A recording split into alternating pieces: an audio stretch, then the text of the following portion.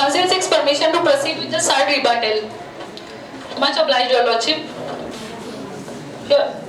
Your Lordship, to answer Your Lordship's question, the parties, the petitioner and respondent were already living separately after they completed 3 months of their marriage. So judicial separation was not needed there. Your Lordship, the fumbles from the petitioner's side proves that a learned petitioner counsel was not sure of their own facts and arguments. Your Lordship, our opposite counsel may have missed the important legal principle that under Indian Contract Act, Section 26 provides that restraint of marriage is void.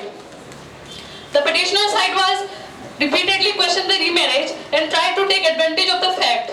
But according to Section 26 of Indian Contract Act, restraint of marriage is void, and hence the petitioner cannot question the remarriage of the respondent. Also, the mother got married because she did not want to deprive her son of the love of a father. Even though she had a devastating experience before, she still took the plunge just for the welfare of the minor. Your Lordship, as the petitioner's side has claimed that the father will be adversely affected by the judgment of the family court, but here the father, throughout the years, he only acted as a mean to provide expenses, which was anyway his legal responsibility. He was not emotionally involved with his family as he visited his family occasionally as per his convenience. Your Lordship, if he loves his family and sons that much and wanted to be with them, then he would have shifted back to India or he would have taken them to America. Since it was contended by the petitioner that he was well established, then he would have taken the family back to the America. Since he was he was not adversely affected. Something there is a major allegation from the petitioner that the respondent immediately after the judgment of the family court got remarried. So that is also amounted to the allegation of the illicit relationship. Your Lordship, the family court has already passed an expiry decree of divorce, so she was not legally bound to be with her husband. As well as, according to Section 26 of the Indian Contract Act, restraint of marriage is void. So the family, she can remarry after the divorce.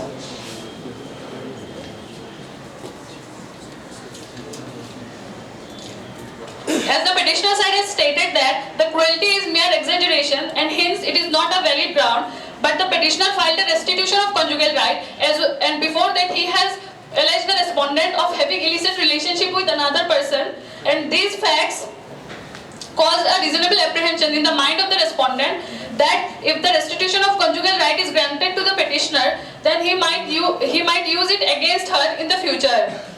And the mental cruelty the respondent was facing might turn to physical cruelty. Your Lordship, the petitioner side has claimed that the custody of the child to the mother will be detrimental to the welfare of the minor child, basing on the fact that he was found taking away his classmates' belongings is totally vague. Because at a tender age of 11, it is normal for a kid to get fascinated by fancy things. So this argument is baseless. Your Lordship, the petitioner has said that being with the stepfather, it will cause a bad effect on the minor's welfare. But it is merely based on assumptive facts and it is highly argumentative.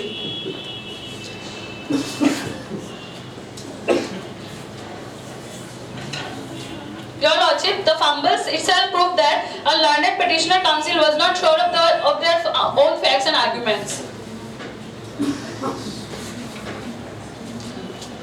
The council thus sums up the side rebuttals and would like to seek the permission of the court to rest her case. You are typically saying about the custody and the guardianship. Towards custody and guardianship. This particular case from your side. So can you tell me about the difference between this custody and the guardianship? Your Lordship, custody merely means taking care of the child's needs, whereas guardianship means taking decision on the part of the minor for his welfare, his education, as well as his property rights. So guardianship is a wide term, whereas the term custody is its spacious, you can say that. The council thus sums up the said rebuttals and would like to seek the permission of the court to rest our case. Much obliged, Your Lordship.